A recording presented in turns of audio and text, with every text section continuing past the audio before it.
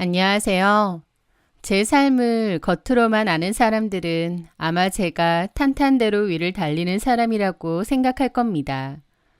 아버지는 여러 개의 분점을 가진 중견 입시학원을 운영하셨고, 저는 그 밑에서 부족함 없이 자라 학원 경영에 참여하고 있었으니까요. 어릴 때부터 학원과의 생리를 보고 자랐고, 대학에서 경영학을 전공한 후에는 자연스럽게 아버지 사업을 돕게 되었습니다.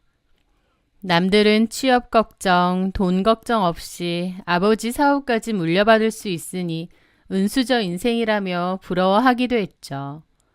하지만 반짝이는 조명 아래에도 그림자는 있는 법. 제 삶에도 몇 번의 어둡고 힘든 시간이 있었습니다. 인생에서 가장 힘들었던 일은 고등학교 시절 오랜 투병 생활을 하시던 어머니가 돌아가셨을 때입니다. 그때는 정말 세상이 무너지는 것 같았죠. 형제도 없었고 아버지는 늘 바쁘셨어요. 그런 제게 엄마는 세상 그 자체였는데 엄마가 너무 허무하게도 제 곁을 떠나셨죠. 한동안 깊은 슬픔 속에서 방황했지만 시간이 흐르면서 엄마를 위해서라도 힘을 내 살아야겠다고 마음을 다잡았습니다. 또 한 번은 20대 때 학원에서 일하며 알게 된 동료에게 큰 돈을 빌려줬다가 사기를 당한 적도 있었습니다. 돈도 돈이지만 그 동료를 인간적으로 너무 믿고 좋아했던 사람이었기에 배신감이 정말 크더라고요. 그 동료는 끝까지 저에게 돈을 꼭 갚겠다며 안심시켰지만 결론적으로는 모든 연락을 끊고 잠수를 탔습니다. 결국 그 돈은 받지 못했고 믿었던 사람에게 받은 배신감 때문에 한동안 사람을 믿지 못하기까지 했죠. 이런저런 힘든 일이 있었지만 그래도 제 상황은 운이 좋은 편이라는 것을 알기에 늘 감사하며 아버지 학원에서 제 역할과 일을 해나갔습니다. 그러던 중 그 남자를 만나게 되었습니다. 그는 제가 친하게 지내던 대학 후배의 선배였는데요. 후배가 주관하는 학원 세미나에 참석했다가 그를 소개받게 되었습니다. 선배, 여기는 제 대학 선배인 최용 씨예요. 지금 국어 논술학원에서 아이들 가르치고 계세요. 안녕하세요. 반갑습니다. 아, 네, 안녕하세요. 말씀 많이 들었습니다. 처음 만났지만 어색함 없이 대화가 오갔습니다. 그는 저보다 2살 연하였고 작은 학원에서 국어 논술을 가르치고 있다고 했어요. 과거에는 작가의 꿈을 꾸었고 준비를 했지만 현실적인 문제로 작가의 꿈을 접고 아이들을 가르치고 있다고 하더군요. 차분한 말투와 지적인 분위기가 마음에 들었습니다. 저희는 사교육에 대한 이런저런 이야기를 나누며 금세 가까워졌고 그것이 인연의 시작이었습니다. 그는 저보다 연하였지만 생각이 깊고 배려심이 많았으며 유머 감각도 뛰어났기에 함께 있으면 시간 가는 줄 몰랐습니다. 인물도 나름 멀끔한 편이었고요. 영우 씨랑 있으면 왜 이렇게 시간이 빨리 가는지 모르겠어요. 저도요. 지영 씨랑 이야기하는 게 제일 즐거워요. 우리는 주말마다 함께 서점에 가거나 학원 운영에 대한 아이디어를 나누며 소소한 데이트를 즐겼습니다. 그런 부분들도 참 잘 맞는다고 생각했어요. 그렇게 좋은 감정으로 만남을 이어가다 보니 자연스럽게 결혼 이야기도 나오게 되었죠. 남자친구는 아버지가 일찍 돌아가시고 홀어머니 밑에서 자랐다고 했습니다. 위로는 결혼한 누나가 한 명 있었고요. 혹시나 홀어머니라서 저를 어렵게 대하시지 않을까 걱정했는데 제 걱정이 무색할 만큼 어머님은 저를 따뜻하게 맞아주시더라고요. 우리 아들한테 이렇게 좋은 짝이 생기다니 내가 복이 많네. 며느리가 아니라 딸 하나 더 생겼다고 생각해야겠다. 라고 하시면서요. 그렇게 말씀해 주시니 감사해요. 저는 고등학교 때 엄마가 돌아가시고 엄마와의 추억을 많이 만들지 못한 것이 늘 한이었는데요. 어머님이 그런 저를 친딸처럼 아껴주신다고 하니 마치 엄마가 다시 돌아오신 것 마냥 행복하더라고요. 그리고 저희 아버지도 제 남자친구가 성실하고 인상이 좋다며 결혼을 허락해 주셨습니다. 자네라면 우리 딸을 맡겨도 안심이 되겠네. 서로 아끼고 잘 살게. 감사합니다, 아버님. 지영 씨 행복하게 해줄 자신 있습니다. 그렇게 저희는 양가의 축복을 받으며 행복한 결혼식을 올렸습니다. 하지만 그때는 정말 몰랐습니다. 그 남자와의 결혼이 제 인생의 또 다른 어둠이 될 줄은 말이죠. 결혼 전 남편은 예전에 작가 준비를 하며 진 빚이 조금 있다고 고백을 하더군요.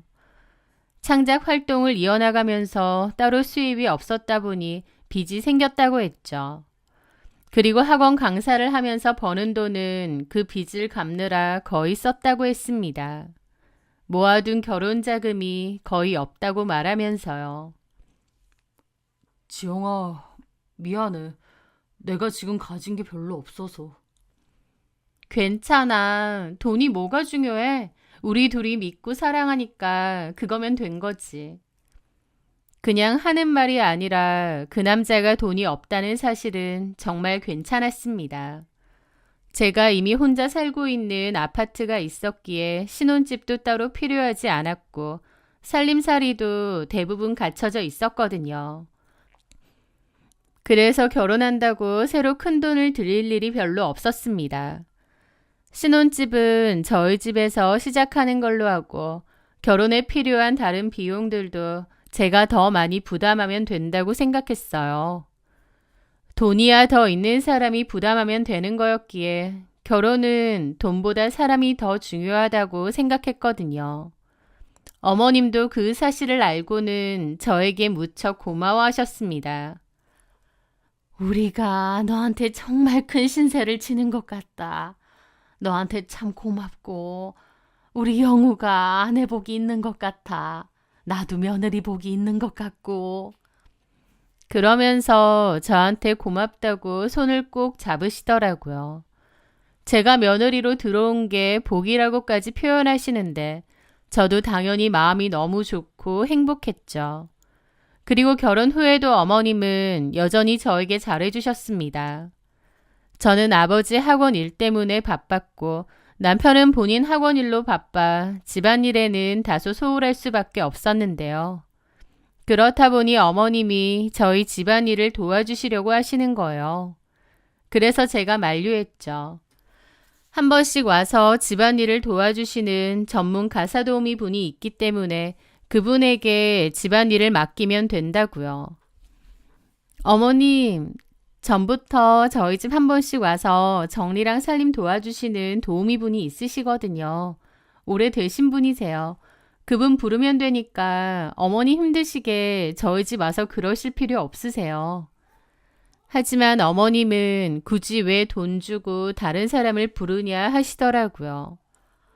얘는 살림 그게 뭐라고 돈까지 주고 외부 사람을 쓰려고 하니 내가 있는데 너희 집도 가깝고 내가 와서 살림 도와주는 게 뭐 어렵다고. 모르는 사람 집에 자꾸 들이는 거 아니다. 특히나 신혼집에는 더더욱. 하면서 어머님이 집안 살림을 도와주신다고 했습니다. 말씀은 고마워도 좀 부담스러워서 몇 번이고 거절했지만 어머님은 제 거절에도 저희 집에 오셔서 청소도 해주시고 반찬도 만들어주고 가시곤 했어요. 그리고 제가 부담스럽지 않게 낮에만 오셔서 일을 해놓으시고 저나 남편이 퇴근하기 전에는 돌아가시더라고요. 이렇게 섬세하고 마음 씀씀이가 넓으신 시어머니가 또 있을까 싶어 감동했습니다. 저도 감사한 마음에 용돈도 넉넉히 드리고 필요한 것이 있다고 하시면 뭐든지 챙겨드리려 노력했어요. 어머님과 저는 사이가 두루두루 다 좋았는데 다만 한 가지 의견 차이가 있었고 아이 문제에 대해서는 입장이 달랐습니다. 저는 학원 일에 더 집중하고 싶었고 또 아이를 잘 키울 자신이 없었어요.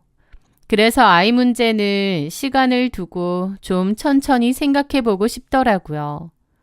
물론 남편과도 결혼 전 충분히 이야기했고 남편도 저와 같은 생각이라고 했습니다. 아이는 좀 천천히 많은 생각을 하고 가지자는 주의였죠. 그리고 어머님께도 결혼 전에 이 부분에 대해선 말씀드렸었습니다. 이런 저희 생각을 말씀드렸을 때 어머님은 흔쾌히 너희 둘 인생이니 알아서 하라고 하셨어요.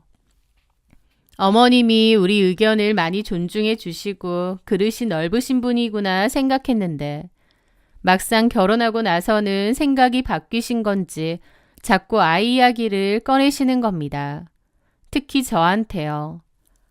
지영아, 너도 이제 나이가 있는데 더 늦기 전에 아이를 가지는 게 어떻겠니? 내가 다 키워줄 테니까 키우는 거에 부담 가지지 말고. 어머님, 전에도 말씀드렸지만 저희는 아직 아이 생각이 없어요. 지금 하는 일에 더 집중하고 싶고 아이 문제는 좀 여유를 갖고 생각해보고 싶어요. 일도 좋은데 여자는 그래도 자기 자식 하나는 있어야 해. 영우도 얼마나 자식이 갖고 싶겠니? 영우 씨도 저랑 의견이 같아요, 어머님. 아이는 좀 천천히 생각해보자고 했거든요. 제 말에 어머님은 미간을 확 찌푸리며 뭐라고 하시더라고요. 그건 모르는 소리다. 영우도 말은 안 해도 속으론 당연히 자식 갖고 싶어 하지. 네가 대놓고 안 갖고 싶어 하니까 영우도 너 따라서 싫다고 하는 거다. 영우가 애를 얼마나 좋아하는데 자식 낳는 거 싫어하는 남자가 세상 어디 있겠니? 라고 하시면서요. 저는 어쨌든 저희 부부 문제니까 저희가 알아서 생각해 보겠다고 여러 번 말씀드렸지만 어머님도 끈질기게 아이 타령을 계속 하셨습니다. 어머님 얘기를 자꾸 듣다 보니 혹시 남편도 어머님과 같은 생각일까 궁금하더라고요. 그래서 물어봤죠. 자기야, 어머님이 자꾸 아이 이야기 하시는데 혹시 자기도 아이 갖고 싶은 거야? 아니야. 자기도 알잖아. 나는 지금 우리끼리 이렇게 지내는 게 좋아. 애 있으면 얼마나 힘들겠어. 엄마는 그냥 손주 보고 싶어서 그러시는 거니까 엄마 마음도 당신이 조금만 이해해줘. 남편 역시 저랑 생각이 같다는 생각에 조금 안심했지만 마음 한구석은 늘 찜찜했습니다. 그렇게 결혼 생활이 몇 년 흘렀을 무렵이었어요. 그맘때 아버지 학원 사업에는 크나큰 위기가 찾아왔습니다. 온라인 강의 시장이 급격히 성장하고 대형 프랜차이즈 학원들의 공격적인 마케팅에 밀려 저희 학원의 입지도 점점 좁아졌거든요. 아버지는 변화에 발맞추기 위해 무리하게 온라인 강의 시스템 구축에 투자하셨는데요. 결과는 좋지 않았습니다. 제가 결혼하고 2년 정도 지났을 때부터 영업이익은 계속 적자를 기록했고 4년 차에 접어들었을 때는 학원 문을 닫아야 할지도 모르는 심각한 상황이 되었거든요. 그 때문에 아버지와 저는 하루하루 피말리는 시간을 보내야 했습니다. 이런 어려운 상황은 당연히 남편도 알고 있었죠. 그맘때 저는 술을 마시며 남편에게 힘든 속내를 털어놓았습니다. 여보, 학원 사정이 너무 안 좋아. 어쩌면 곧 문을 닫아야 할지도 모르겠어. 제 말에 남편은 몹시 놀라더라고요. 뭐? 그렇게 상황이 심각해? 그런데 남편이 이어서 하는 말이 제 귀를 의심하게 했습니다. 그럼 예전에 아버님께서 결혼하고 5년 정도 뒤에 내 학원 하나 차려주신다고 했던 거 그것도 어렵게 된 건가? 라는 겁니다. 저희 아버지 사업이 통째로 문을 닫게 될지도 모르는 이 순간에 자기 학원도 안 내주시는 거냐고 묻는데 그 순간 당황해서 할 말을 잃었습니다. 사실 결혼 전 아버지는 사이도 학원 강사로 일하니까 5, 6년 정도 실력과 운영 능력을 잘 키워서 나중에 학원 하나를 내주신다고 했습니다.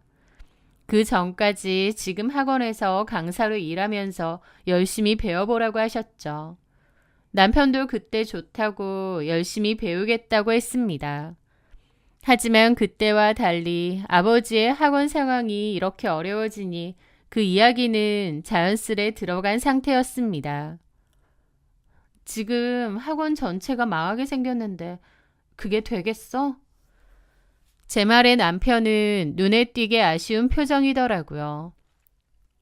아니, 그래도 혹시나 해서 물어보는 거지. 상황이 생각보다 많이 안 좋아. 어쩌면 이 집이랑 내 차까지 다 팔아야 할지도 몰라. 저는 반은 농담 삼아 한 말이었는데 남편은 얼굴이 하얗게 질리더라고요. 정말이야? 우리 집까지? 그 정도로 상황이 안 좋거든.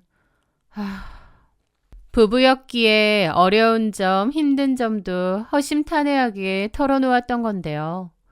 그런데 그때부터였을까요? 남편의 행동이 눈에 띄게 달라지기 시작했습니다. 원래도 친구들 만나고 술 마시는 것을 좋아했지만 그 무렵부터는 유난히 밖으로 돌더라고요. 집에 안 들어오는 날도 잦아졌고요. 당신 요즘 왜 이렇게 늦어? 술 마시고 친구들 만나는 거 다 좋은데 잠은 집에 와서 자야 되는 거 아니야? 아, 왜 이렇게 잔소리가 심해? 당신이 엄마야? 우리 엄마도 안 하는 잔소리를 왜 당신이 하는 건데? 당신이야말로 정말 왜 그래? 맨날 밖으로만 돌고 연락도 잘 안 되고.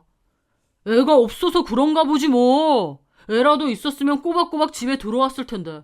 솔직히 무슨 낙으로 집에 오냐? 애 이야기가 여기서 왜 나와? 그건 서로 충분히 상의해서 결정한 문제잖아. 상의는 무슨 말이야 바른 말이지. 당신은 이미 그렇게 결정하고 나한테 통보한 거나 다름없었잖아. 당신이 애 안 낳을 거라고 했으니까. 그렇게 안 하면 결혼 안 한다고 했으니까 나도 그냥 그러자고 한 거고. 그런데 어떤 남자가 자기 새끼 싫다고 하겠냐? 결혼했으면 당연히 내 새끼 하나쯤은 갖고 싶지.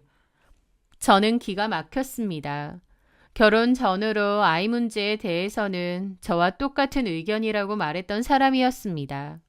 그런데 이제 와서 갑자기 제가 아이를 원하지 않다 보니 자기도 마음과 달리 어쩔 수 없이 제 의견을 따른 것이라고 말을 바꾸는 겁니다.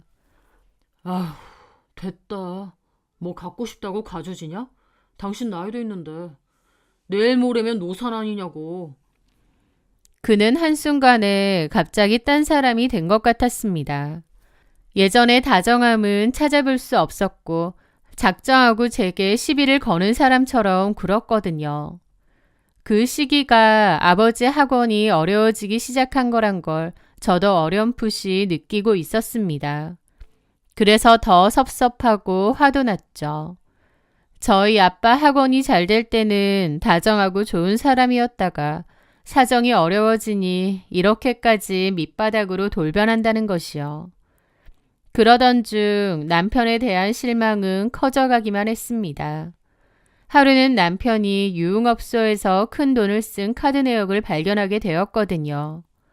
제가 알아보니 그냥 술 먹는 데도 아니고 여자까지 나오는 술집이더군요. 당신, 이게 다 뭐야?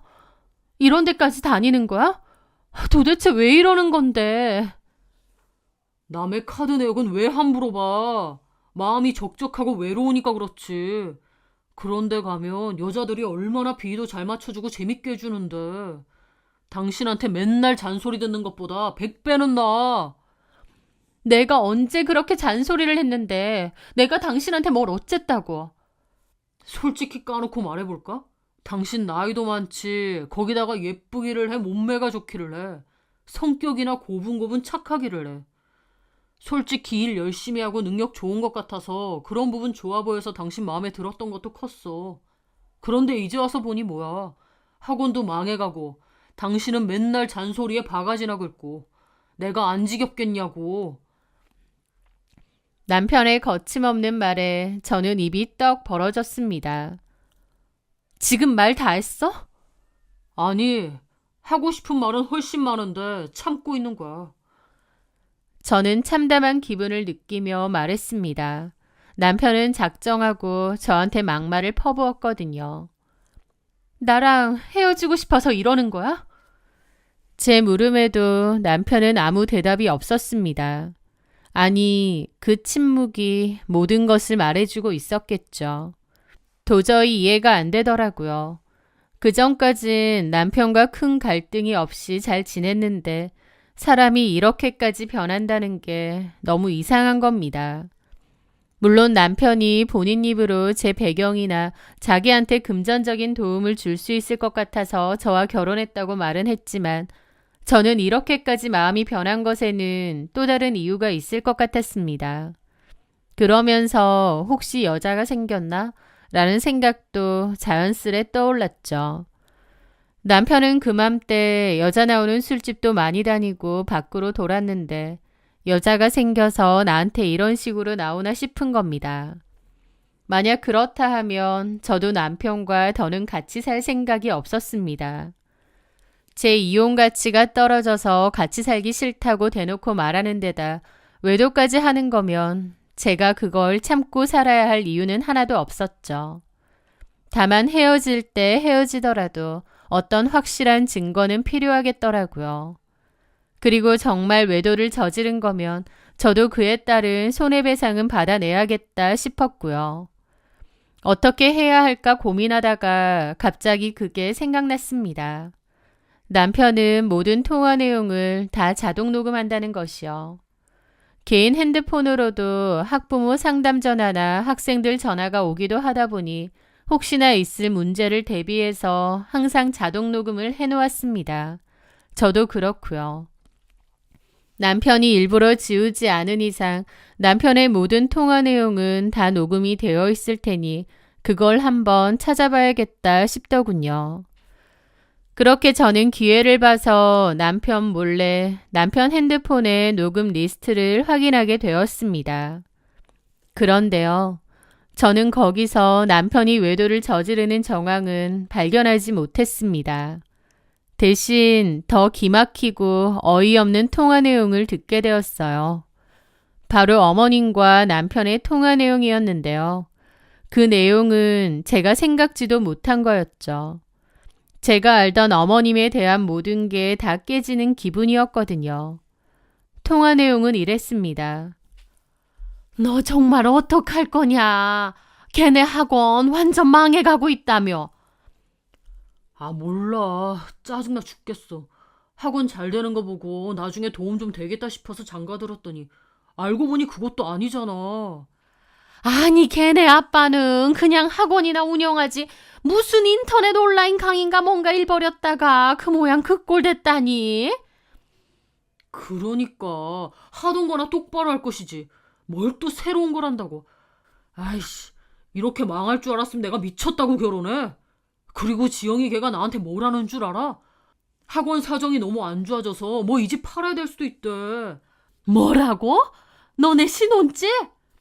오, 미친 거 아니야? 이거 팔면 뭐 어쩌게. 세상에 미쳤네. 나이도 많고 키 작고 볼 거 하나 없는 거. 그래도 학원이라도 잘 된다고 해서 결혼 허락하고 그렇게 예뻐했더만. 이제 와서 보니 완전 속빈강정 아니야. 애도 안 가진다고 버팅기고. 내가 지영이 걔 애 안 가진다는 소리 할 때마다 겉으로는 그래 며느라 네가 하고 싶은 대로 해라 했지만 속으로는 확 한 대 쥐어받고 싶은 거 한두 번이 아니었어. 뭐 그렇게 잘난 사업한다고 결혼해서 애도 안 갖겠대? 결국 이렇게 말아먹을 거면서. 내 말이 그 말이야. 얘 길게 볼 것도 없다. 그냥 갈라서. 그 집 망하다가 너까지 덤탱이 쓰면 어떻게 할라 그래. 막말로 쫄딱 망해서 걔랑 걔네 아빠까지 네가 건사해야 되는 상황 생기면 어쩌냐고. 나도 안 그래도 생각하고 있어. 막말로 가라앉을 배에 뭐하러 같이 타고 있냐고. 아니다 싶으면 헤엄쳐서라도 빠져나와야지. 그래 맞아. 괜히 어정쩡하게 같이 있다가 그 학원 쫄딱 망하기라도 해봐라. 너까지 개고생 같이 하는 거야. 지영이 걔가 요새는 바가지까지 긁는다며. 네가 뭐가 아쉬워서 그런 애랑 사냐? 그런데 생각할수록 짜증나네. 너 지영이 걔랑 결혼하면 걔네 아빠가 학원을 해주니 어쩌니 했잖아. 근데 그것도 없던 일 되고 네가 걔랑 결혼해서 얻은 게 뭐가 있냔 말이야. 괜히 이혼하면서 서류에 기록만 남지. 그러니까 말이야. 진짜 짜증나. 아휴, 마음에 안 들어. 학원 하나 차려주네 어쩌네 생색만 내고. 아이고, 얘기 더 꺼낼 것도 없다. 지금 상황 보니까. 학원 차려주기는커녕 네가 덩달아서 개고생하게 생겼어. 그냥 이혼해. 그래야겠어. 근데 엄마, 솔직히 내가 이혼하자고 하는 것보다 걔 입에서 이혼 소리 듣는 게 나아. 그래야 나도 재산 분할 이야기라도 해보지. 그건 또 그래. 네가 하자고 하는 것보다 걔가 해달라고 하는 게 낫지. 네가 걔 입에서 이혼 소리 나오게 만들어봐. 집에도 들어가지 말고 아주 제대로 속썩여 보라고. 자존심 세네니까 네가 그렇게 하면 이혼하자고 하겠지. 두 모자의 대화를 듣는데 단어 하나하나가 제 심장을 후벼 파는 것 같았습니다. 5년 넘게 가족이라 믿었던 사람들이었습니다. 저희 집 학원이 잘 나갈 때는 그렇게 살갑게 굴더니 어려워지자마자 바로 돌변해 제 험담을 하며 이혼 이야기부터 꺼내는 모습에 치가 떨리더군요. 이게 이 사람들의 진짜 모습이었구나. 내가 봤던 건 전부 가면이었구나 깨달았죠. 사람이 이렇게까지 앞뒤가 다를 수 있다는 사실에 저는 몇 시간이나 멍하게 앉아 있었습니다. 며칠 후 저는 남편에게 이혼 서류를 조용히 내밀었습니다. 당신이 원하는 거 해줄게. 이혼.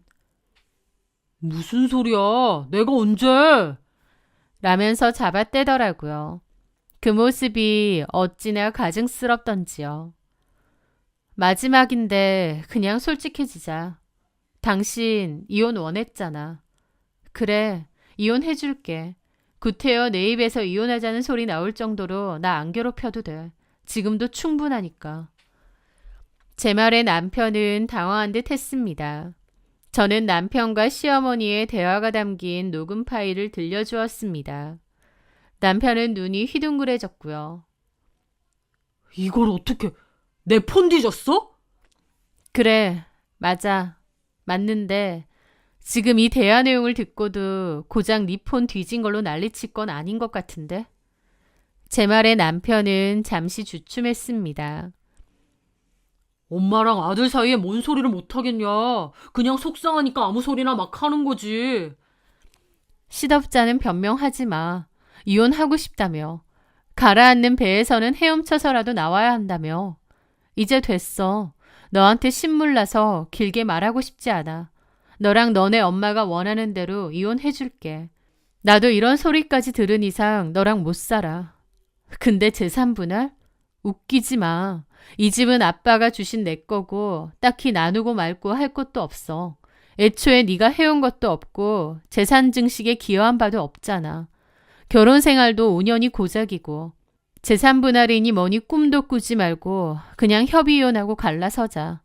솔직한 말로 나 너랑 너네 엄마가 내 뒷담하고 너 여자 있는 술집 다니고 한 거 싸그리 모아서 유책으로 위자료 소송할 수도 있어.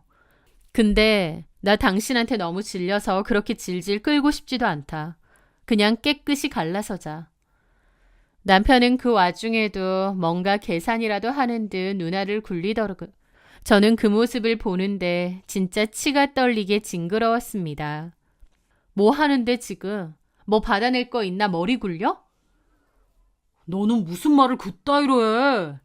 원하는 대로 해준다니까. 여기 사인이나 해. 너는 이혼이 뭐 그렇게 쉽냐? 해달라며. 이제 와서 왜 그러는데. 다시 한번 말하는데 머리 쓰지 마. 나 이 녹음 까고 너 유책으로 소송 걸까? 더럽게 진흙탕 싸움 한번 해봐? 남편은 아무 말이 없었습니다. 자기가 생각해도 굳이 따지자면 본인에게 더 큰 유책이 생길 수도 있으니 소송까진 안 가는 게 낫겠다고 판단했겠죠. 남편은 조용히 도장을 들고 와서 찍더군요. 그래, 좋아, 이혼하자. 서로 이렇게 된 마당에 같이 사는 거 의미 없으니까. 내 말이 그 말이야. 우리는 이제 끝났어. 저는 힘없이 이혼 서류를 들고 일어났습니다. 그런데 남편은 제 뒤통수에 대고 말했습니다. 고작 그 통화 내용 듣고 배신당했다느니 어쨌다는지 생각하지 마. 솔직히 우리 엄마도 속상하니까 그렇게 말하실 수도 있는 거 아니야? 엄마가 우리 살림도 많이 도와주셨고 사는 동안 당신한테 잘해주셨잖아. 끝까지 저러더군요. 최소한 사람이면 뒤에서 그런 말 한 거 미안하다 한마디는 할 줄 알았는데요. 저도 돌아서서 말했습니다. 뭐가 속상하신데? 학원 분점 해준다고 해놓고 안 해준 거? 당신 어머니가 우리 집안일 공짜로 도와주신 거 아니야. 내가 드린 돈이면 톡 까놓고 전문 가사 도우미 쓰고도 남았어. 그리고 어머니가 사는 동안 나한테 잘해주셨다고? 그러면 나는 못 해드렸어? 옷 사드려, 가방 사드려, 여행 보내드려, 따로 용돈 드려. 나야말로 진짜 너네 엄마한테 할 만큼 했다. 진짜 딸인 너네 누나보다 더. 근데 앞에서는 잘만 받아놓고 뒤에서는 내 욕하고 우리 집 망해간다고 당장 이혼하라고 하고. 너나 너네 엄마 진짜 소름 끼치는 건 알아도. 말 함부로 하지 마. 나도 참는데 한계가 있어. 참는 게 아니라 할 말이 없겠지. 내가 틀린 말 한 게 없으니까. 그래, 그만하자. 이미 끝난 마당에 너랑 입씨름 하는 것도 입 아프고 진절머리나. 이거 접수할 거고 더 이상 같은 집 살 이유도 없지. 이 집에서 네 짐 챙겨서 나가줘. 저는 그렇게 말하고 방을 나섰습니다. 그렇게 참 허무하고 서글프게 끝이 났죠. 한때는 많이 사랑했던 사람이었고 또 4년이나 부부로 지내왔는데 그때 느꼈던 허무한 기분은 이루 말할 수가 없더라고요. 그렇게 이혼을 했고 그 후 학원 일은 여전히 어려웠습니다.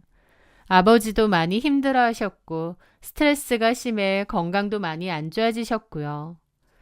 그때 저는 사는 게 참 지치고 힘들더라고요. 멘탈이 많이 부서지는 것 같았죠. 컴컴한 어둠 속에 갇힌 기분도 들고요. 하지만 그래도 힘을 내려고 했습니다. 살다 보면 이런 것쯤 아무것도 아니다 하면서요. 그때 책 같은 것도 일부러 많이 보고 그랬는데 현재 일어나는 상황을 있는 대로 받아들이는 게 참 중요하다고 하더라고요. 힘든 상황이 생기면 너무 좌절할 필요도 없고 자기 연민을 가질 필요도 없고 그냥 객관적으로 지금 상황을 받아들이고 내가 할 수 있는 것을 찾는 게 가장 중요하다고요. 그 말이 참 저에게는 산뜻한 위로가 됐던 것 같아요. 믿었던 사람들에게 배신당하고 이혼하고 학원은 어려워지고 아버지 건강도 안 좋아지셨지만 그냥 그 최악의 상황들을 온전히 받아들이기로 했습니다. 그리고 내가 할 수 있는 선에선 최선을 다하기로 했죠. 그렇게 마음을 다잡고 나니 멘탈은 훨씬 좋아지더라고요.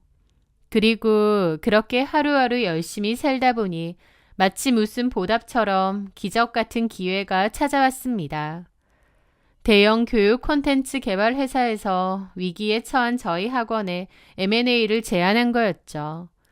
그 회사는 혁신적인 교육 프로그램과 온라인 플랫폼으로 급 성장하고 있는 곳이었습니다. 저희 학원이 가진 교육 노하우와 오랜 기간 쌓아온 지역사회의 신뢰도를 높이 평가한 것이었어요. 너무 좋은 기회였고 다행히 서로에게 잘 맞는 조건으로 이야기가 잘 진행되었습니다. 저희 아버지 학원의 지분 60%를 그 회사에서 인수하는 대신 저희 아버지와 제 자리는 유지하는 조건을 걸었습니다. 그러면서 저희 학원의 교육 시스템에 그 회사의 온라인 컨텐츠와 기술력을 접목해 대대적인 리뉴얼이 이루어졌죠. 물론 전반적인 경영의 변화가 있었지만 다행히 변화의 결실이 있었는지 학원 상황은 크게 호전되었습니다. 한마디로 기적적으로 죽다 살아난 거였죠. 학원 일이 다시 안정되고 그동안 스트레스를 심하게 받으셨던 아버지의 건강도 많이 좋아지셨습니다. 모든 것이 제자리로 돌아오고 있다는 생각이 들 무렵 제 삶에도 따뜻한 햇살이 다시 들이우기 시작했어요. 학원에서 아이들의 심리 상담을 도와주는 지원센터와 연계 제휴를 맺게 되었는데, 그러면서 심리상담센터 원장이었던 지금의 남편을 만나게 되었거든요.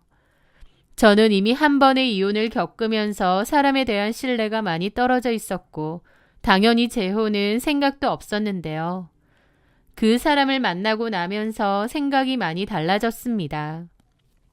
그는 진심으로 사람을 대하고 배려하는 따뜻한 마음을 가진 사람이었고, 힘든 시간을 겪었던 저를 이해해주고 있는 그대로의 저를 사랑해주는 게 느껴지더라고요. 저도 비로소 그의 곁에서 편안함과 행복을 느낄 수 있었고요. 사람 대 사람으로서 서로에게 힘이 되어주며 조용히 사랑을 키워나갔고, 마침내 재혼이라는 결실을 맺게 되었습니다. 그리고 남편과는 지금도 서로 정신적인 지지를 해주며 잘 지내고 있고요.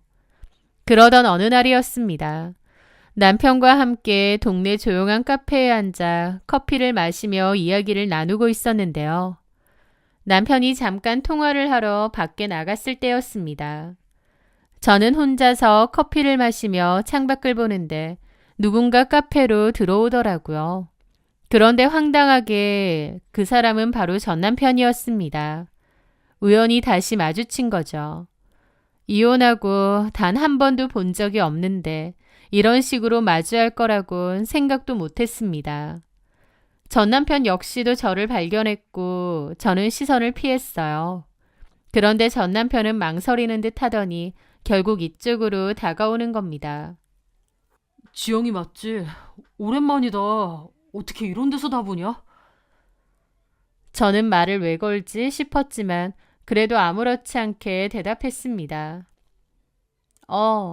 오랜만이네. 커피 마시러 왔나 봐. 얼굴 좋아 보인다. 잘 지냈지? 사실 네 소식은 간간히 들었어. 아버님 학원 엄청 잘 된다면서 이 업계에 소문 파다더라. 그래. 역시 아버님이랑 지영이 너는 잘 헤쳐나갈 줄 알았어. 아버님도 여태까지 운영해온 노하우가 있으시잖아. 나도 소식 들으면서 내일처럼 기쁜 것 있지. 라면서 가식적인 말투로 저렇게 말하는 겁니다. 어이가 없었죠. 이미 이혼했고 남남인데 지가 왜 기쁜가요? 저는 어처구니가 없어서 대답도 하기 싫더라고요. 전 남편은 실실거리면서 다시 저한테 찝쩍거리려는 것 같기도 했습니다. 저기 혹시 카페 혼자 온 거야? 그러면서 엉거주춤 제 앞에 앉으려고 하는 겁니다. 저는 황당한 기분으로 단호히 말했죠. 앉지 마. 거기 자리 있어. 아, 그래. 누구 같이 온 거야? 남편이랑 같이 왔어. 제 말에 전 남편 눈이 휘둥그레지더라고요. 재혼했어? 그런 얘긴 못 들었는데. 재혼한 지 1년 넘었어. 참, 당신도 재혼했다며? 그렇긴 한데. 그때 마침 저희 남편이 통화를 마치고 안으로 오더라고요. 여보, 저희 남편은 어리둥절한 얼굴로 전 남편을 보더라고요. 전 남편은 당황한 표정이었습니다. 이분은 누구셔? 있어. 몰라도 돼. 저는 전 남편에게 말했습니다. 할 얘기 끝났지? 우리는 이만 일어날 거라서. 그럼. 저는 남편 팔짱을 끼며 일어났습니다. 여보, 우린 바로 가자. 남편은 전 남편에게 가볍게 목례를 했고 저희는 그 카페에서 벗어났습니다. 전 남편은 저와 아빠 학원이 다시 잘 된다는 소식은 들었지만 제가 재혼한 건 모르는 것 같더라고요. 저와 남편이 카페를 나설 때 힐끗 보니 전 남편은 여전히 그 자리에 서서 멍청한 얼굴로 저를 바라보고 있었습니다. 그의 얼굴에는 복잡한 감정과 후회가 뒤섞인 듯한 표정이 스쳐 지나가더라고요. 그리고 며칠 뒤 저에게 전 남편을 소개해줬던 대학 후배에게서 연락이 왔습니다. 후배를 통해 전해 들은 전 남편의 이야기는 이미 알고 있었기에 놀랍지는 않았습니다. 전 남편은 저랑 이혼 후에 시어머니 추천으로 바로 재혼을 했다고 하는데요. 재혼한 여자의 친정에서 도와줘서 학원까지 하나 차렸었다고 하더라고요. 전 남편과 재혼한 여자 역시 이혼 경력이 있고 아이도 있던 여자라고 하고요. 돈 많은 친정 있는 여자 잘 물어서 재혼하고 학원까지 연 거였죠. 그런데 결론적으로 학원 운영은 제대로 되지도 않았다고 했습니다. 욕심은 많아서 임대료 비싼 곳에 냈는데 실력이 없으니 자리를 못 잡았다고 하더군요. 결국 빚만 잔뜩 생기고 금방 접었다고 하더라고요. 전 남편은 학원이나 사업을 운영할 만한 깜냥도 안 됐는데 무리해서 열었다가 그렇게 된 것이죠. 게다가 그 일로 재혼한 여자랑도 사이가 크게 틀어져서 현재는 이혼 얘기가 오간다고 하더라고요. 그리고 전 남편은 그 여자와 별거 중이기 때문에 집에서 나와서 전 시모랑 같이 산다고 하는데요. 그 와중에 모든 책임을 전 시모에게 돌리면서 원망하고 허구헌날 싸운다고 하더라고요. 엄마 때문에 저랑 헤어졌고 엄마 때문에 지금 부인하고 결혼했다가 또 이혼한다면서요. 저랑 이혼만 안 했어도 저희 집이 잘된 덕을 보고 살 텐데 이게 다 전 시모 때문이라고 한다더라고요. 어이가 없죠. 나이가 몇인데 아직도 엄마 타령하고 엄마 원망하는지. 들으면서도 참 인간이 덜 됐구나, 참 어린 인간이었구나 싶었습니다. 그리고 한때 저희 아빠가 그래도 사이라고 그 인간한테 학원을 하나 차려주려고 했는데 지금 와서 보니 그렇지 않길 천만 다행이라는 생각도 듭니다. 저희 아빠가 설령 번듯하게 차려줬어도 깜냥도 안 되고 성실하지도 않아서 보기 좋게 말아먹었을 인간이었겠구나 싶더라고요. 누군가를 원망하고 책임을 돌리는 것이 결코 무언가를 해결해 주는 것도 아닌데 참 생각이 짧고 어리석은 인간이 아닌가 싶습니다. 저는 사람에게 배신당하고 사업도 어려워지고 어둡고 힘든 일을 겪어야 했는데요. 하지만 그 모든 것을 겸허하게 받아들이고 제가 할 수 있는 일을 하며 묵묵히 걸어가니까 새로운 기회도 생기고 또 새로운 사람도 생기는 것 같습니다. 뒤돌아보지 않고 쓸데없는 것에 연연하지 않으며 지금의 행복을 소중히 여기면서 열심히 살아야겠다는 생각이 다시 한번 들어요. 힘들었던 과거는 이제 제 삶의 오답노트가 되어 앞으로 나아갈 방향을 더욱 명확하게 제시해 주지 않을까 싶습니다.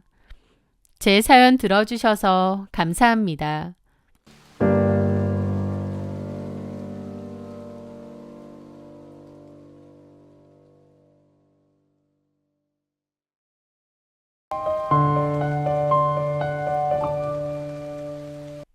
안녕하세요. 사연 많은 유튜브 구독자 여러분. 살다 보면 전화위복이 될 만한 일들이 있기 마련인데요. 최악인 줄 알았는데 오히려 저에게 도움이 되는 그런 일들 말입니다. 제 인생에도 딱 그런 순간이 있었습니다. 바로 작년에 결혼을 약속했던 전 남자친구와의 파혼 경험인데요. 오늘은 그 지긋지긋했던 기억과 결국 모든 것을 제자리로 돌려놓았던 통쾌한 반전에 대해 이야기해보려 합니다. 저는 현재 금융회사에서 애널리스트로 일하고 있는 30대 여자입니다. 평소에는 숫자와 씨름하며 냉철한 분석과 논리적인 판단을 중요하게 생각하는 직업이지만 맛집 블로그를 운영하며 퇴근 후나 주말에는 식당을 찾아다니고 제 솔직한 감상을 기록하는 취미를 즐기기도 합니다. 저는 늘 저희 부모님처럼 서로 존중하고 아껴주는 그런 따뜻한 가정을 꿈꿨는데요. 화려하진 않아도 작은 행복을 함께 나눌 수 있는 그런 평범한 결혼을 하고 싶었죠. 제 전 남자친구였던 이도현은 저보다 2살 연상이었습니다. 이도현은 당시 젊고 유망한 오너 셰프였고 번화가에 자신의 이름을 내건 작은 파인다이닝 레스토랑을 막 오픈했었어요. 자기 요리랑 레스토랑에 대한 자부심이 정말 대단했는데 저도 그런 자부심과 자신감이 좋더라고요. 그는 인물도 괜찮았고 집안도 괜찮은 사람이었습니다.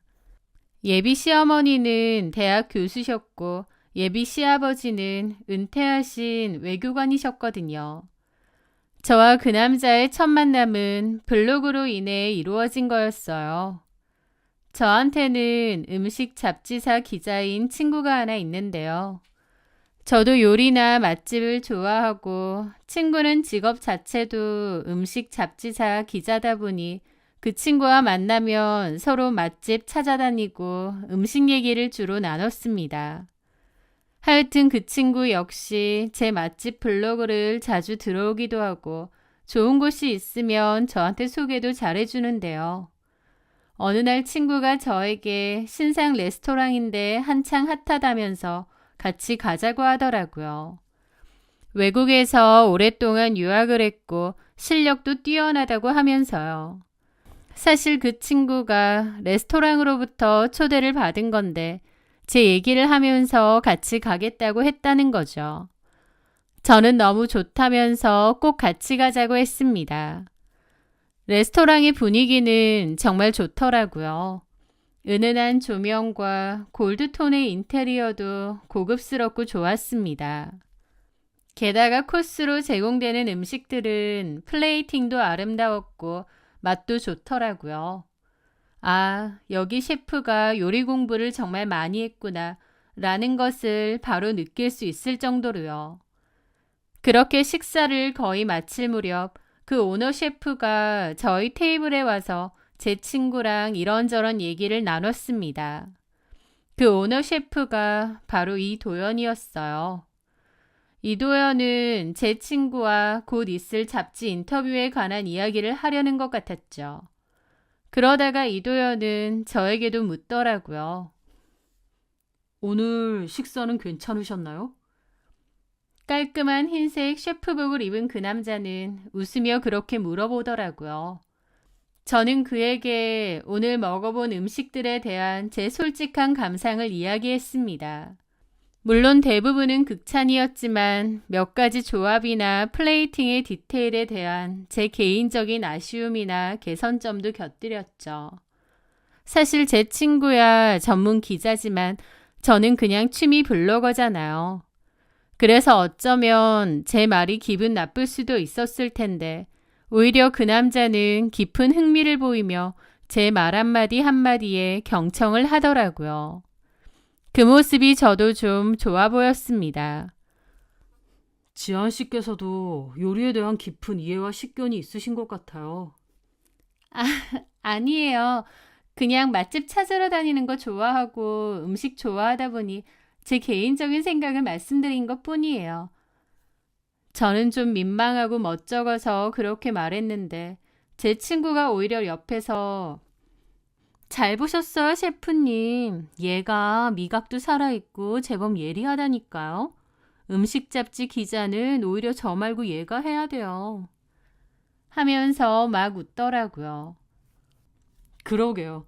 오늘 해주신 말씀들 저희 레스토랑이 앞으로 나아가는데 귀중한 자산이 될 것 같습니다.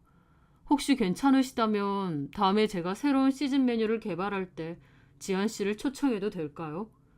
시식도 해주시고 냉철한 평가를 좀 해주시고 또 괜찮으시면 블로그에 홍보글도 올려주시면 더 좋고요. 저야 좋죠. 그렇게 연락처를 주고받았습니다. 사실 그날 그렇게 만나고 돌아오는 길에 괜히 민망한 기분으로 친구에게 물어봤었습니다. 나 전문가도 아닌데 너무 오버한 건가? 셰프 입장에서 내가 조합이 어쩌고 플레이팅 어쩌고 한 거 기분 나쁘진 않았겠지? 기분 나쁘긴 오히려 다음에 또 와달라고 하잖아. 그리고 네가 뭐 기분 나쁜 소리를 했어? 음식 먹고 솔직한 얘기를 했지? 그런가? 그나저나 저 셰프님 되게 괜찮지? 성격도 시원시원하고 인상도 좋고. 그러게. 인기 많을 것 같은데. 그렇겠지? 그때는 그렇게 얘기하고 말았습니다. 그 셰프님이 한 말도 그냥 인사치레로 하신 말인 줄 알았어요. 그런데 그 후에 정말 신메뉴 시식을 해달라고 연락이 왔습니다. 저는 다시 그 셰프의 레스토랑에 가게 되었고 그 일을 시작으로 만나고 연락하다가 연인으로 발전하게 되었습니다. 나중에야 들은 이야기인데 사실 이도연은 저한테 처음부터 이성적인 호감이 있었고 새로운 메뉴에 대한 시식이 목적이라기보다 저한테 연락할 구실로 그런 말을 한 게 더 컸다고 하더라고요. 하여튼 저는 당당하면서도 자신감 넘치고 또 자신의 일과 요리에 대한 열정과 진지함을 느끼는 그 남자에게 큰 호감을 느꼈습니다. 저희는 서로 바쁜 시간을 쪼개며 열심히 만났죠. 남친은 레스토랑 영업이 끝나면 피곤하더라도 잠깐이라도 저를 보고 싶다며 찾아왔고 저도 남친을 보러 레스토랑에 종종 찾아갔었죠. 남친은 레스토랑 쉬는 날이면 그의 레스토랑에서 저만을 위한 특별한 시크릿 메뉴를 선보이기도 했습니다. 남친의 세심함과 로맨틱한 모습들에 하루가 다르게 그에게 깊이 빠져들게 되었죠. 그리고 양가에서도 저희의 교제를 무척 좋게 보셨어요. 특히 그의 부모님은 저를 처음 만난 날부터 우리 도연이가 드디어 천생배필을 만났구나. 지한 씨처럼 참하고 똑똑한 아가씨라면 우리도 두말 없이 대환영이다라며 무척이나 저를 좋게 봐주시고 예뻐해 주셨습니다.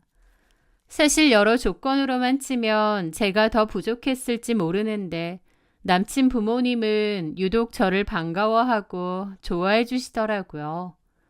그래서 만난 지 1년 만에 자연스럽게 결혼 이야기가 오갔습니다. 당시만 해도 저는 서로가 서로에게 완벽한 반쪽이라고 굳게 확신했어요. 단순히 조건 같은 게 좋거나 맞아서가 아니라 서로 생각하는 거나 가치관도 너무 잘 맞았거든요. 특히 그 중에서도 아이 없는 결혼 생활인 딩크라는 삶의 방향성과 가치관이 저와 정확히 일치했습니다. 아이 없이 서로에게만 오롯이 집중하며 각자의 커리어를 쌓는 것을 둘 다 원했고 또 자유롭고 열정적으로 살고 싶다는 공통된 꿈도 있었죠. 보통은 결혼하면 자연스레 아이를 가지고 싶어 할 테지만 남친과 저는 둘 다 딩크를 하기로 했기 때문에 더할 나위 없이 잘 맞는다고 생각했습니다. 어쨌든 그렇게 결혼을 전제로 교제하며 양가 부모님께 정식으로 인사도 드렸고 예식 날짜까지 대략적으로 잡아둔 상태였습니다. 그러면서 서로의 주변 지인들에게도 인사를 하거나 식사 자리를 가졌어요. 그런데 남친은 자신의 친구들을 소개해 주었는데 이상하게도 친구가 딱 2명뿐이더라고요. 약사인 유부남 친구 김민수 씨와 해외 투자 컨설턴트라며 홍콩을 자주 오가는 미혼 친구 최준영 씨였죠. 물론 친구가 무조건 많아야 된다는 건 아니지만 그의 친숙하고 서글서글한 성격을 생각한다면 친구가 정말 많을 것 같았거든요. 그런데 그게 아니라서 좀 의외였죠. 나는 원래 친구가 별로 없어. 어릴 때부터 유학 가서 해외 생활을 오래 해서 그런 것도 있겠지만 개인적인 성향도 소수의 깊은 관계를 더 선호하는 편이거든. 라고 말하더라고요. 그런데 제가 좀 의아했던 이유는 따로 있었습니다. 사실 주변 친구나 지인이 별로 없다는 것에 비해서 남친의 휴대폰은 늘 쉴 새 없이 울렸거든요. 게다가 제가 모르는 사람들과의 약속이나 통화도 잦아 보였고요. 그래서 한 번은 제가 도연 씨는 친구도 별로 없다면서 전화는 왜 이렇게 밤낮 없이 많이 와? 혹시 나 모르게 다른 여자라도 있는 거 아니야? 라고 농담 반 진담 반으로 묻기도 했습니다. 그러자 그는 제 말에 말도 안 된다는 듯 웃으며 이건 전부 레스토랑 관련된 일 때문에 그래. 거의 비즈니스 관계자들이야. 진짜 내 속마음을 다 터놓고 지내는 친구는 딱 그 2명뿐이고 다른 지인들은 별로 없어. 내가 주변에 다른 여자라도 있을까봐 걱정돼? 아무래도 자기가 좀 인기가 많은 스타일이긴 하잖아. 제 말에 남친은 막 웃더라고요. 내가 그래? 그렇다 해도 상관없어. 나한테는 자기뿐이거든. 라면서 너무나도 능숙하고 자연스럽게 저를 안심시키더라고요. 그때는 그 말을 100%다 믿었습니다. 젊고 잘 나가는 오너 셰프니까 당연히 사업 관련해서 제안도 많이 올 거고 비즈니스 관련해서 바쁠 거라고 생각했어요. 그래서 남친의 말을 믿고 대수롭지 않게 넘겼는데 지금 생각해보면 그것이 바로 제가 놓쳤던 수많은 위험 신호 중 하나였던 게 아닌가 싶습니다. 어쨌든 저는 남친의 성향과는 다르게 학창 시절부터 친구가 많아 여러 동창 모임을 꾸준히 가지는 편이었습니다. 특히 제 고등학교 동창 친구들하고는 여전히 친해서 종종 보는데요. 결혼할 남자친구다 보니 남친을 모임에 데리고 나간 적도 여러 번 있었어요. 남친은 제 모임에 따라가면 꽤나 쾌활하고 사교적인 모습을 보이더라고요. 저희 고등학교 동창 모임에는 다양한 직군의 친구들이 있었는데요. 그 중에서도 특히 눈에 띄게 예쁘고 화려한 친구도 있었습니다. 그 친구의 이름은 장수연인데 수연이는 20대 초반에 쇼핑몰 모델로 일하다가 현재는 필라테스 강사를 하고 있습니다. 수연이와 저는 동창 모임 외에도 한 번씩 따로 만날 정도로 가까운 사이였어요. 수연이는 워낙 예쁘고 도도한 느낌이라 그런지 남자 보는 눈이 유난히 높고 까다롭기도 했어요. 제게 종종 지안아, 주변에 괜찮은 남자 없어? 나도 이제 정말 제대로 된 연애 좀 하고 싶다. 능력 있고 교양 있고 나랑 대화가 통하는 그런 남자로. 라며 소개팅을 부탁하곤 했습니다. 그래서 저도 두어 번 제 아는 지인 중에서 괜찮은 남자를 소개시켜 준 적도 있는데 결론적으로 수연이 마음에 안 들었는지 잘 안 되었어요. 하여튼 결혼 이야기가 오가던 중 또 고등학교 동창 모임이 있었습니다. 친구들이 먼저 제 남친도 데리고 오라고 했고 저는 이번에도 제 남친과 그 모임에 나갔죠. 그런데 그날따라 집으로 돌아가는 차 안에서 제 남친이 불쑥 수연이에 대해 묻더라고요. 지연아, 수연 씨 미인이고 세련돼 보이는데 왜 아직 남자친구가 없대? 주변에 남자들이 가만 안 둘 것 같은데 신기하네. 라고요. 글쎄, 수연이가 워낙 눈이 높아서 그런가 봐. 나도 한 두어 번 소개해줬는데 별로 수연이 눈에 안 차는가 보더라고. 그래? 그럼 내 친구 준영이 한번 소개해 줄까? 라고 묻는 겁니다. 남친의 가장 친한 친구 2명 중 미혼인 한 친구 말이에요. 준영 씨를? 안 그래도 준영이도 여자 소개 좀 시켜달라고 그러는데 아까 수연 씨 보니까 둘이 꽤 잘 어울리는 것 같더라고.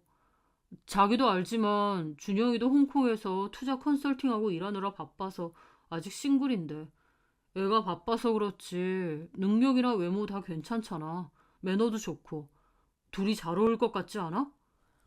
라고 하더라고요. 물론 팔은 안으로 굽기는 하는데 사실 남친의 말처럼 준영 씨는 그렇게 외모가 괜찮은 편은 아닙니다. 키도 엄청 작은데 좀 날씬하고 껄렁거리는 외모와 성격이거든요. 여자들이 막 호감을 가질 만한 외모는 솔직히 아닙니다. 물론 능력 좋고 자기 일 열심히 하는 사람은 맞고요. 저는 그래도 남친의 가장 친한 친구인데 너무 대놓고 거절하는 건 좀 그래서 애둘러 말했죠. 글쎄, 물론 준영 씨도 괜찮은 남자긴 한데 사실 수연이가 외모를 좀 많이 보는 편이거든. 게다가 좀 진중하고 묵직한 남자를 좋아하는 것 같아. 어른 느낌 나는. 가만 지켜보니까 좀 가벼워 보이는 사람은 안 좋아하더라고. 준영 씨가 좀 진중하고 진지한 스타일은 아니잖아. 라며 적당히 애둘러 거절을 했습니다. 그런데 남친은 갑자기 배를 잡고 한참을 웃음을 터뜨리는 거예요. 그러더니 뜬금없는 소리를 하더라고요.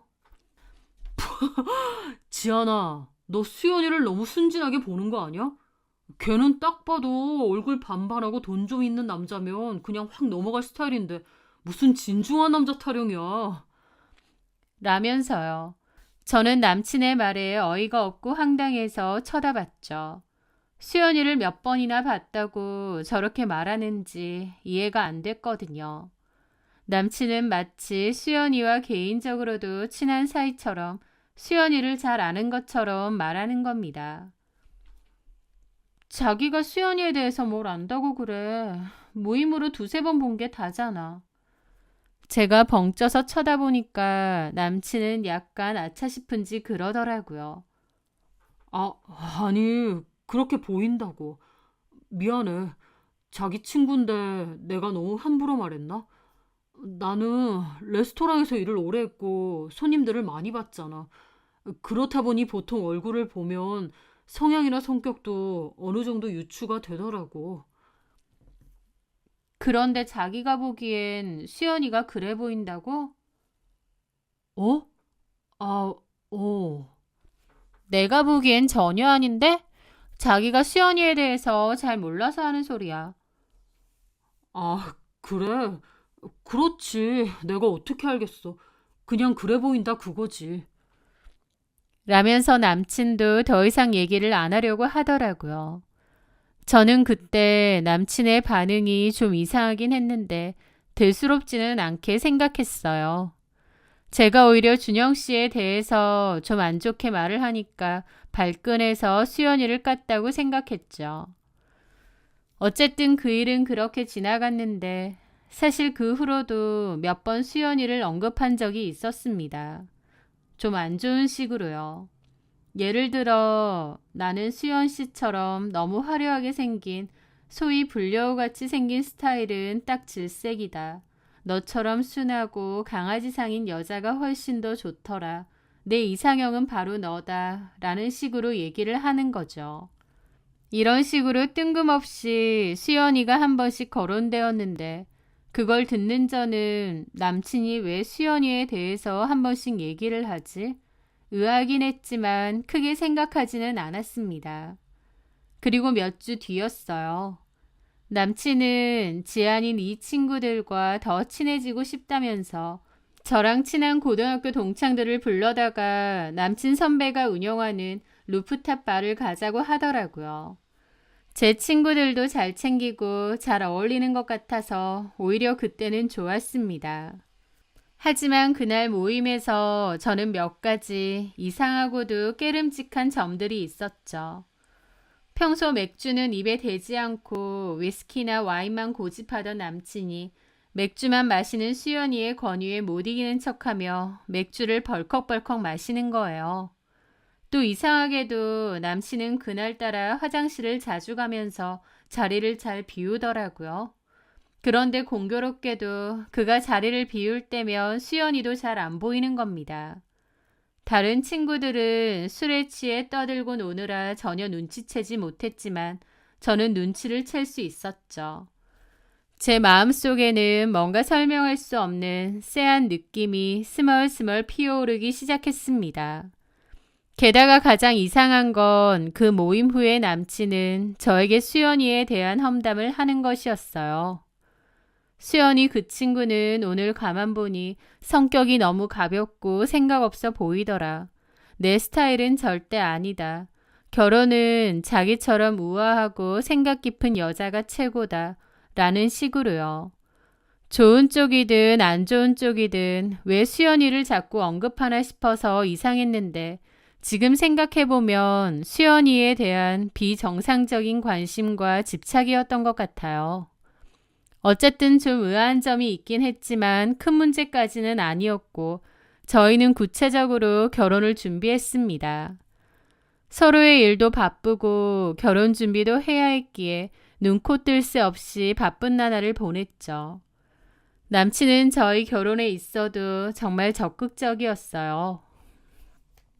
바쁜 와중에도 결혼 준비에 소홀하지 않았던 거죠. 저는 남친의 그런 모습이 책임감 있고 헌신적으로 느껴졌습니다. 그러던 어느 날이었어요.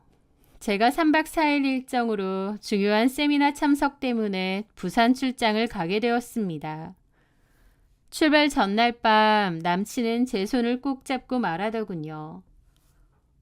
자기야, 출장 잘 다녀와. 나는 자기가 없어서 너무 허전하겠지만 그래도 자기 생각하면서 열심히 일하고 있을게. 보고 싶을 거야. 라고요. 그의 다정한 말에 저는 행복한 마음으로 부산으로 향했습니다.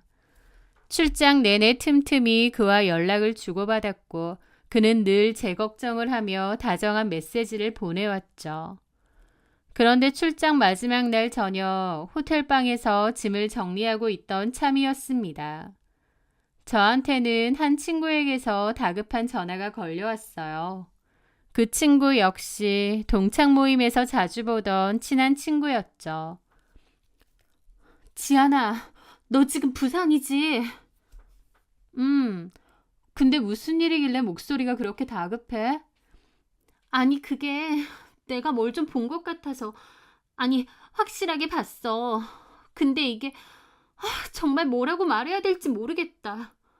너 괜찮으면 나중에 서울 올라와서 얼굴 보고 자세히 얘기할까? 라는 겁니다.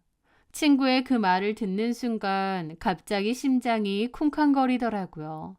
도대체 뭐 때문에 그런가 싶어서요. 그게 뭔 소리야. 뭘 봤는데 그래. 괜찮으니까 지금 바로 말해줘. 하지만 친구는 좀 망설이다가 그러더라고요. 내가 오늘 핫플로 유명한 디저트 가게 왔거든? 여기 2층 창가에서 앉아서 친구랑 수다 떨고 있는데 가만히 창밖을 보니까 가게 앞에 네 남친 차가 주차를 하는 거야. 네 남친 차가 좀 특이하잖아. 제 남친 차는 파란색 스포츠카입니다. 따로 튜닝을 했는데 색상이 그냥 파란색이 아니라 좀 독특한 색이라서 바로 눈에 띄는 그런 차였죠. 그렇지. 그 차가 주차를 하는 거야. 그래서 난 너랑 처음에 온 줄 알았거든? 근데 가만 생각해보니까 네가 부산으로 출장 간다고 했잖아. 그래서 도연 씨가 일 때문에 여기 왔나 했는데 조수석에서 나 참 다시 생각해도 어이가 없다. 수연이가 내리는 거야. 뭐라고? 누구? 수연이? 저는 너무 황당한 기분으로 되물었죠. 그래. 걔가 내리더니 둘이 같이 그 디저트 가게 들어오더라고. 내가 뭘 잘못 봤나 싶어서 1층에 살짝 내려가서 봤다. 그런데 진짜 네 남친이랑 수연이인 거야. 둘이서 디저트 사더니 네 남친이 수연이 허리에 손까지 두르고 기다리는 거야. 그러더니 쇼핑백 챙겨 들고 같이 나가더라. 내가 혹시라도 잘못 본 건가 싶어서 몇 번이나 다시 봤는데 아무리 다시 생각해봐도 네 남친이랑 장수연 맞아. 그리고 네 남친 차가 좀 특이한 색이니? 딱 봐도 그 둘이 보통 사이가 아닌 것 같은데 이걸 어쩌나 하다가 너한테 전화한 거야. 내가 모른 척 할 순 없잖아. 나도 내가 잘못 본 거였으면 좋겠다. 라는데 저는 전화기를 든 채 그 자리에 얼어붙었습니다. 남친과 수연이가 그렇게 같이 다닌다뇨? 생각도 못했습니다. 이제 와서 돌이켜보니까 남친이 그동안 수연이를 자꾸 거론했던 게 관심의 표현이라는 걸 깨달은 거지만 그때 당시만 해도 그런 생각은 제대로 못했습니다. 더더욱 둘이서 저 몰래 눈이 맞을 거라고는 생각 못했어요. 친구의 전화를 받게 되자 온몸의 피가 차갑게 식어버리는 듯 극심한 충격이 오고 머릿속이 하얘지더라고요. 분명 남친은 오늘도 레스토랑에 예약 손님이 너무 많아서 계속 일해야 한다고 너무 피곤하다고 그랬거든요. 제가 너무 보고 싶다는 소리도 함께요. 저한테 그렇게 절절한 문자를 보냈던 사람이 왜 제 친구와 함께 평일 대낮에 그러고 있었던 걸까요? 그날 밤 저는 뜬 눈으로 밤을 새웠습니다. 배신감과 의심, 그리고 한편으로는 아닐 거야, 뭔가 오해가 있을 거야 라는 신락 같은 희망 사이에서 수없이 갈등했습니다. 다음 날 저는 예정보다 일찍 서울로 돌아왔습니다. 그리고 애써 아무렇지도 않은 척 최대한 태연한 표정을 지으며 남자친구를 만났죠. 그는 제 얼굴을 보자마자 평소처럼 다정하게 저를 안아주며 말하더군요. 우리 자기 출장 다녀오느라 고생 많았어. 내가 맛있는 거 해줄게. 하지만 저는 그의 품에 안겨 있으면서도 어제 친구에게 들었던 그 이야기가 머릿속에서 떠나지 않았습니다. 저는 최대한 아무렇지 않은 척하며 물었죠. 자기야, 어제 하루 종일 바빴지? 예약 손님이 너무 많았다면서? 그렇지. 근데 혹시 점심때 디저트 가게 갔었어? 내 친구 주영이가 어제 거기서 자기 차랑 엄청 비슷한 파란색 스포츠카 봤다고 하네. 그런데 제 물음에도 남친은 눈 하나 깜짝 안 하고 그러더라고요.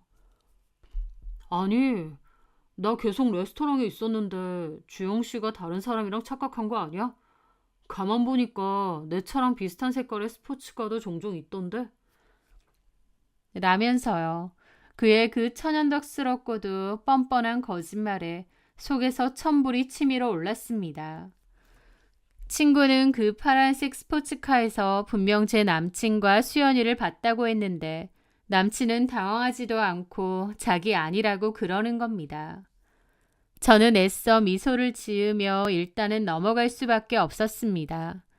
확실한 증거가 없었으니까요. 하지만 제 마음속 깊은 곳에서는 이미 그에 대한 믿음이 산산조각 나고 있었습니다. 그런데 며칠 뒤 정말 생각지도 못한 방향에서 모든 것이 터지고 말았어요. 장수연이 먼저 제게 만나자고 연락을 해왔거든요. 목소리가 뭔가 저에게 할 말이 있는 듯 하더군요. 그런데 그렇게 만난 수연이는 저에게 폭탄 선언을 했습니다. 지안아, 오늘 내가 너한테 아주 중요하게 할 말이 있어서 보자고 했어. 뭐 길게 질질 끌 거 없이 솔직하고 간단하게 말할게. 너도 눈치는 챘을지 어쨌을진 모르겠지만 나 도연 씨랑 만나. 우리는 서로 미치도록 사랑하는 사이야. 라더군요. 저는 그 바람에 들고 있던 커피잔을 테이블 위에 그대로 떨어뜨릴 뻔했습니다. 이렇게 대놓고 고백을 할 줄은 몰랐죠. 너 지금 제정신으로 하는 소리니? 도연 씨, 내 약혼자고 우리 3달이면 결혼하려고 날짜까지 잡아놨는데 네가 어떻게 나한테 이럴 수가 있니? 결혼 날짜 잡은 거지 결혼한 거 아니잖아. 솔직히 남녀 관계에 이런 일 흔한 일이잖아. 도연 씨, 사실 너한테 마음이 완전히 떠났고 당연히 너랑 결혼할 생각도 없대. 그전엔 네가 좋았을지 모르지만 나를 만나고 완전 생각이 바뀌었대. 나도 똑같은 마음이야. 도연 씨 아니면 다른 남자는 눈에 들어오지도 않아. 너한테 미안한 마음 아예 없다는 건 아니지만 남녀가 사귀다가 헤어질 수도 있는 거잖아. 막말로 결혼식장 들어가 봐야 안다는 말도 있는데 좀 황당하겠지만 그래도 의연하게 받아들여줬으면 좋겠어. 너 같으면 약혼남이랑 친구랑 바람났는데 아무렇지 않게 의연하게 받아들여지니? 생각하기 나름이지. 너 나한테 이런 얘기 하는 이유가 뭐야? 솔직히 도연 씨랑 나랑은 마음 정리 다 됐거든? 근데 도연 씨가 너한테 미안해서 말을 차마 못 꺼내는 것 같더라고. 보기랑 다르게 마음 약한 사람이니까. 그래서 보다 못한 내가 대신 총대 메고 깔끔하게 정리해주러 온 거야. 이미 마음 떠났는데 계속 이런 애매한 관계 유지할 필요도 없잖아. 인정하기 힘들겠지만 도연 씨는 이미 내 남자야. 우린 운명이고. 저는 수연이의 말에 정신이 어질어질 하더라고요. 그런데 장수연은 거기서 그치지 않고 모욕적인 막말까지 서슴지 않았습니다. 그리고 솔직한 말로 나 그렇게 너 좋아하지 않았어. 솔직히 까놓고 말해서 학창시절에 너 얼마나 존재감 없고 촌스럽고 재미없었냐.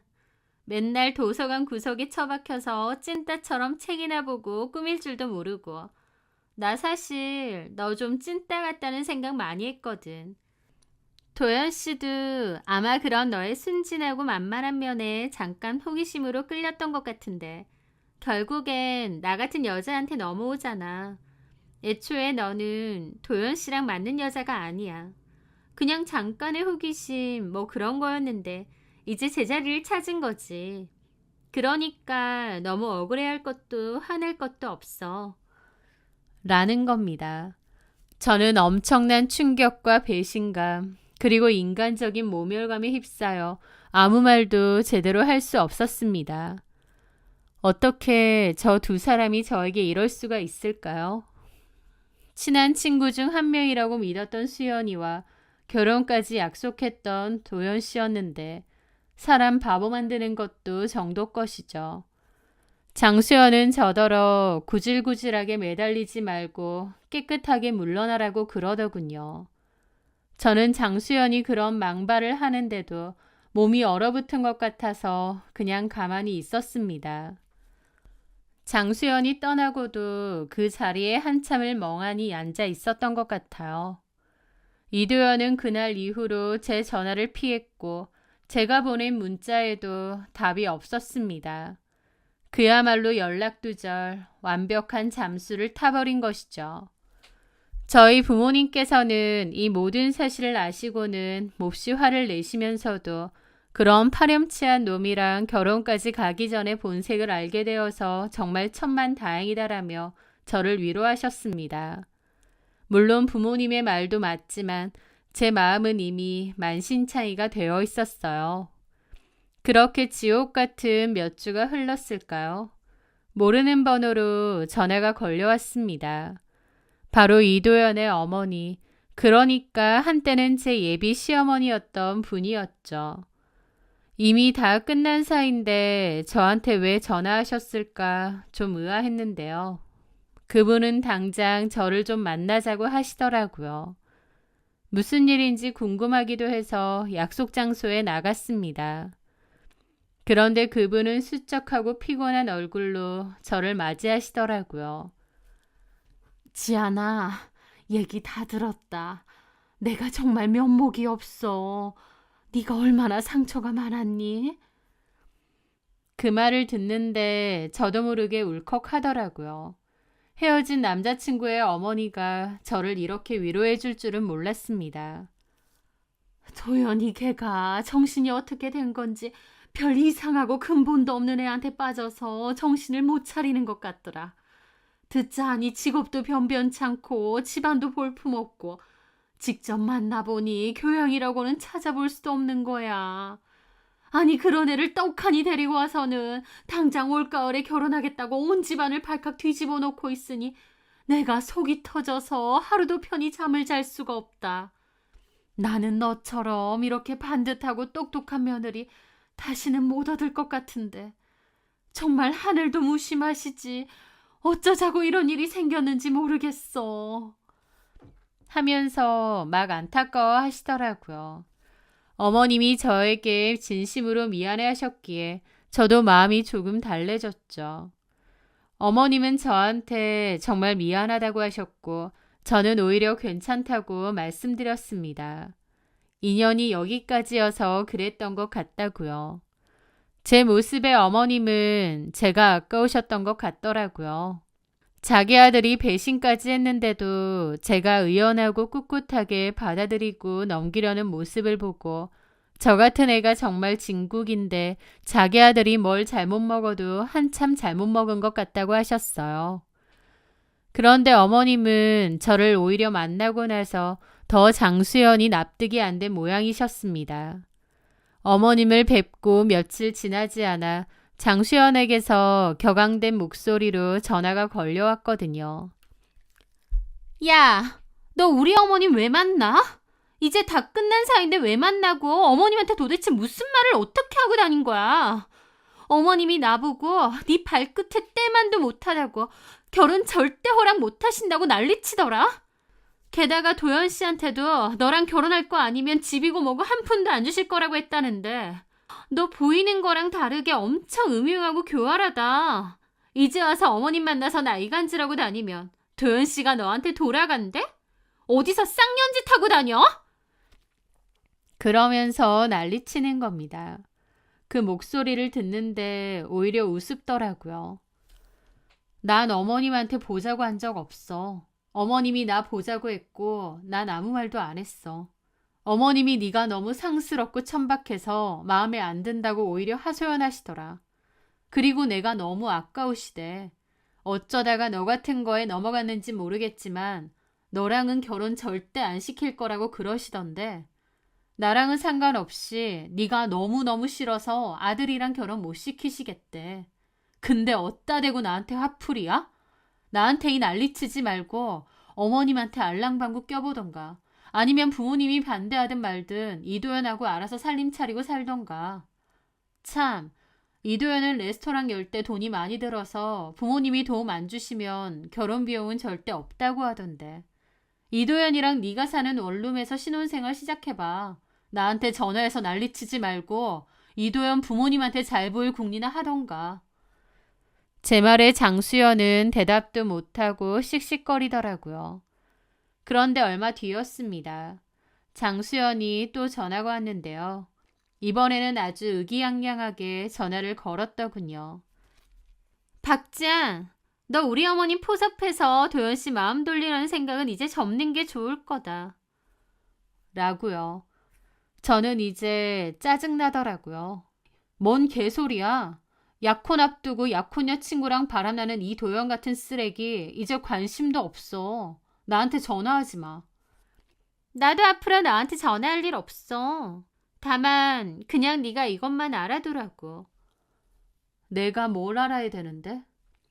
나 임신했어. 이도연 부모님도 이제 나 인정해야 돼. 내가 손주를 임신했다는데 어쩔 거야? 그러니까 너도 어머님 만나서 수작 부리는 짓 그만해. 이젠 빼도 박도 못하게 내가 그 집 며느리 될 거니까.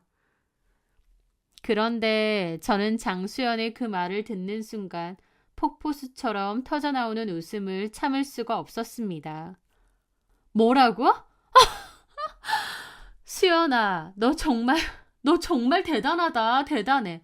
임신을 했어. 와, 임신 정말 진심으로 축하해. 이도연이 애아빠가 되겠구나. 제가 갑자기 막 웃으며 축하를 하니까 장수연도 황당해 하더라고요. 왜 웃어? 왜 웃긴. 진심으로 축하해서 하는 소리야. 그래, 얼른 이도연 부모님한테도 알려드려. 너 며느리로 절대 인정 못한다고 했는데 네가 임신했다고 하면 얼마나 쌍수 들고 반기시겠니? 당장 이도연이랑 이도연 부모님께 말씀드려. 알았지? 제 반응이 생각지도 못한 반응이었는지 장수연은 어이없어 하더니 그냥 전화를 끊더라고요. 저는 전화를 끊고도 어이없는 현실에 웃음이 비죽비죽 새어나왔죠. 손 하나 안 대고도 그들은 알아서 자멸의 길을 선택했으니까요. 몇 주 뒤 다른 친구를 통해 그 소식을 전해 듣게 되었습니다. 장수연은 초음파 사진을 고이 챙겨들고 이도연네 부모님을 뵈러 갔다고 하더군요. 이도연도 그때까지 장수연의 임신 사실은 모르고 그저 결혼 허락해달라고 가자는 줄 알았대요. 그런데 갑자기 장수연이 초음파 사진을 꺼내면서 임신 사실을 밝혔다고 했습니다. 장수연이 그걸 밝히면 이도연도 몹시 기뻐하고 이도연 부모님도 환영할 줄 알았겠죠. 하지만 거실은 싸늘하다 못해 거의 살얼음판 같은 침묵만이 무겁게 감돌았다고 하더라고요. 장수연은 자기 생각과 다른 분위기에 당황한 모양인데 이도연은 얼굴이 시뻘개져서 그 초음파 사진 찢어버렸대요. 그러면서 너 미쳤냐고 했답니다. 네, 장수연은 몰랐겠지만 저는 알고 있었습니다. 이도연은 선천적인 무정자증 진단을 받았고 아이를 가질 수 없는 남자라는 것을요. 이도연은 아기 때부터 고환 쪽에 문제가 있었고 정상적인 정자 생성이 안 된다고 진작에 판정을 받았대요. 이도연은 사실 딩크라기보다 애초에 임신 능력이 없었던 게 맞고 저는 자발적인 딩크였습니다.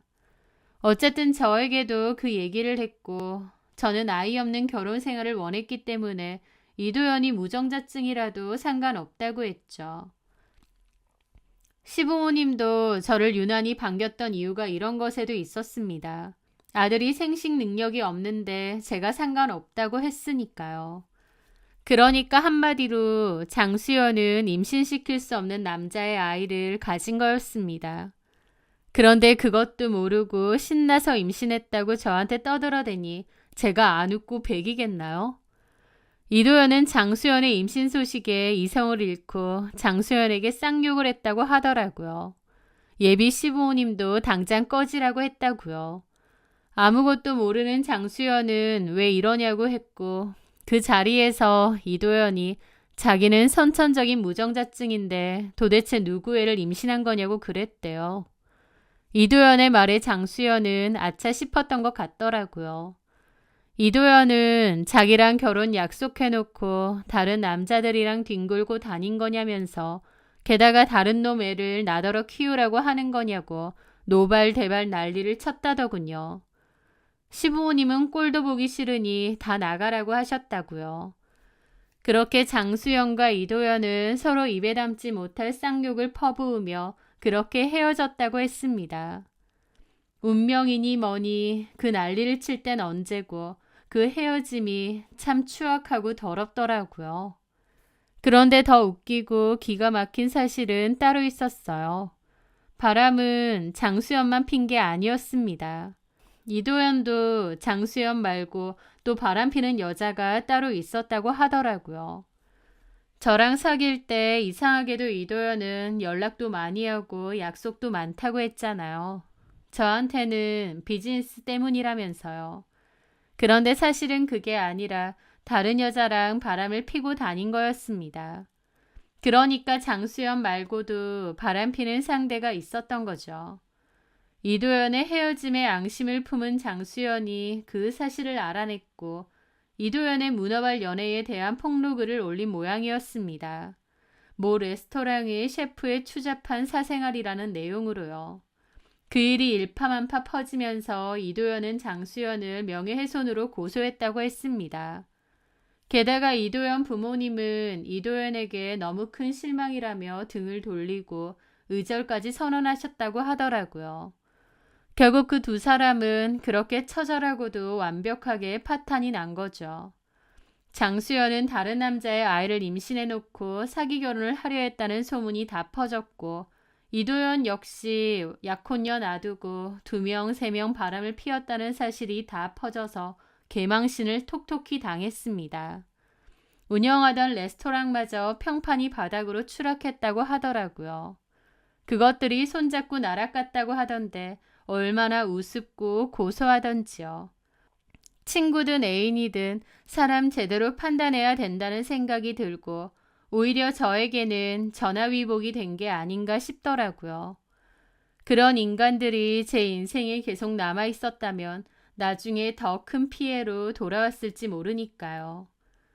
그들은 아주 오랫동안 자신들이 만든 그 지옥에서 서로를 원망하며 고통스럽게 살아가길 진심으로 바랍니다. 저는 오히려 쓰레기를 걸러낸 전화위복 같은 사건이었다고 생각하고 이제는 다 훌훌 털어버리려고 합니다. 결혼은 파토났지만 제가 좋아하는 블로그 열심히 하고 취미하면서 행복하게 잘 살려고요. 제 사연 들어주셔서 감사합니다.